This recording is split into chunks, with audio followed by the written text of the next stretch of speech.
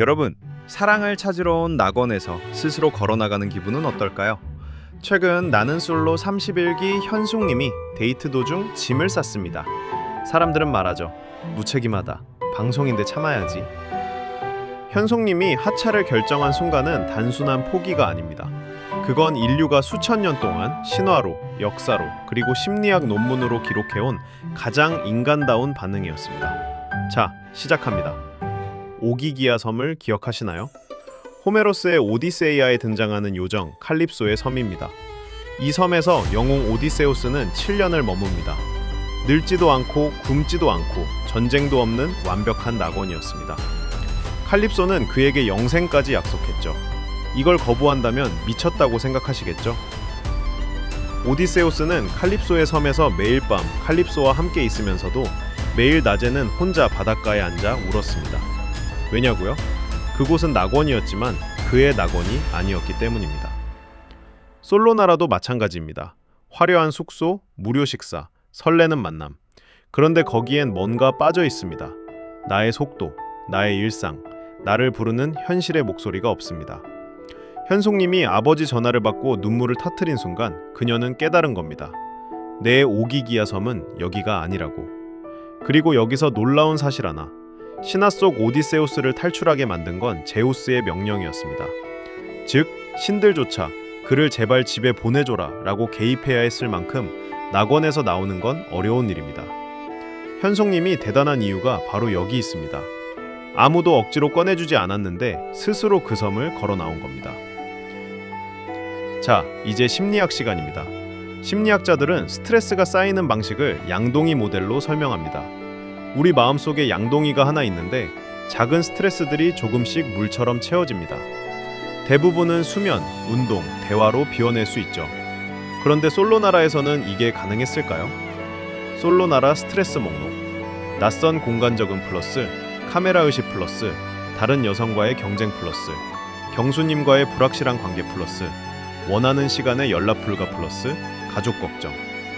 이 모든 게 동시에 현숙님의 양동이를 채우고 있었습니다.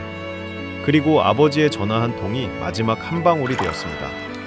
이걸 심리학에서는 인지적 과부하라고 부릅니다. 뇌가 처리할 수 있는 용량을 초과했을 때 인간은 합리적 판단 능력을 잃고 가장 원초적인 명령에 따릅니다. 그 명령은 단 하나입니다. 지금 당장 여기서 나가. 경제학자 엘버트 허시먼은 조직이 무너질 때 개인이 보이는 반응을 세 가지로 나눴습니다. 끝까지 남아서 바꾸려는 저항, 아예 떠나는 이탈, 그리고 아무것도 안 하는 충성입니다. 흥미로운 건 사람들이 가장 비난하는 게 이탈이지만 연구에 따르면 이탈은 오히려 자존감과 자기인식이 높은 사람들이 선택하는 경향이 있다는 겁니다. 여기 오디세우스보다 더 현숙님에게 잘 맞는 신화가 있습니다. 바로 페르세포네의 이야기입니다. 그녀는 꽃밭에서 납치되어 지하세계의 왕 하데스의 곁에서 살게 됩니다. 지하세계는 풍요롭고 하데스는 그녀를 왕비로 대우했습니다. 부족한 것도 없었죠. 그런데 그녀는 땅으로 돌아가기를 원했습니다. 페르세포네가 지하세계를 떠날 수 없었던 이유는 성류아를 먹었기 때문입니다. 신화학자들은 이 성류아를 그 공간과의 계약이나 자신도 모르게 맺은 연결로 해석합니다. 솔로나라의 성류알은 무엇일까요? 계약서? 카메라? 아니면 아직 마음 한켠에 남은 경수에 대한 감정?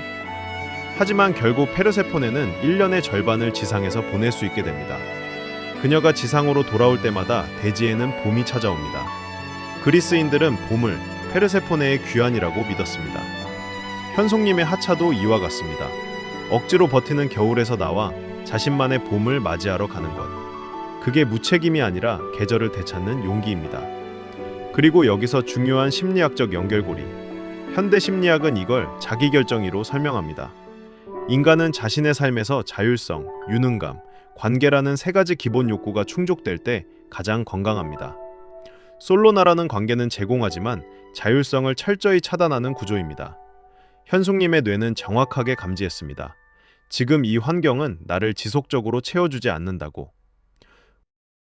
기원전 49년 1월 율리우스 카이사르는 누비콘강 앞에 섰습니다. 이 강을 군대를 이끌고 건너는 건 로마법상 반역이었습니다. 원로원은 참아라, 돌아가라고 했습니다. 카이사르의 부하들도 두려워 떨었습니다. 그런데 카이사르는 한마디를 남기고 강을 건넙니다. 주사위는 던져졌다. 현송님에게 그 아버지의 전화 한 통이 루비콘 강이었습니다. 건너는 순간 돌아올 수 없다는 걸 알면서도 건너야 하는 이유가 더 컸던 거죠. 제작진과의 계약, 시청자들의 시선, 여기까지 왔는데 왜 나가냐는 아빠. 이 모든 로마의 법보다 지금 내 가족 곁에 있어야 한다는 자신의 법이 더 컸던 겁니다. 카이사르의 결단은 역사상 가장 무책임한 반역이었습니다. 그리고 그것이 로마 역사를 바꿨습니다. 모든 위대한 결단은 당대의 비난을 받습니다. 지금 이 영상을 보고 계신 여러분도 한번 생각해 보세요. 여러분의 루비콘 강은 어디에 있나요? 주변에서 다들 참아, 여기까지 왔잖아, 이게 어딘데? 라고 하는데 당신의 영혼은 이건 아니야 라고 속삭이는 순간 그 강 앞에 서 계신 분 있으신가요? 현송님을 욕하기 전에 우리 자신의 루비콘은 무엇인지 먼저 돌아봐야 하지 않을까요? 오디세우스는 오기기아를 나와 20년 만에 고향 이타카로 돌아갔습니다. 페르세포네는 지하세계를 나와 봄을 만들었습니다. 카이사르는 루비콘을 건너 역사를 바꿨습니다. 그리고 현송님은 솔로나라를 나와 자신의 이타카로 돌아갔습니다. 그곳이 어디든 그게 진짜 그녀의 낙원이라는 걸 그녀는 알고 있었습니다. 심리학자 브레네 브라운은 말합니다. 용기는 무섭지 않은 척 하는 게 아니라 무서워도 자신에게 솔직한 것이라고. 현송님은 무서웠을 겁니다. 카메라 앞에서, 계약 앞에서, 댓글 앞에서. 그럼에도 그녀는 솔직했습니다. 혹시 지금 숨막히는 솔로나라 안에 계신 분 있으신가요? 직장일 수도 있고 관계일 수도 있고 어떤 조직일 수도 있습니다. 현송님의 하차를 보며 불편했다면 그건 아마 당신도 그곳에서 나가고 싶기 때문일지도 모릅니다. 오늘 당신의 루비콘 강이 어디에 있는지 생각해보세요. 진정한 용기는 낙원처럼 보이는 연못을 박차고 나가는 것입니다. 그래야만 자신이 백조라는 걸 세상에 증명할 수 있으니까요. 현송님이 찾을 그 보물, 우리 오리 새끼들도 함께 응원합시다. 오늘도 시청해주셔서 감사합니다. 구독과 좋아요는 작은 오리에게 큰 날개가 됩니다. 다음 시간에 만나요.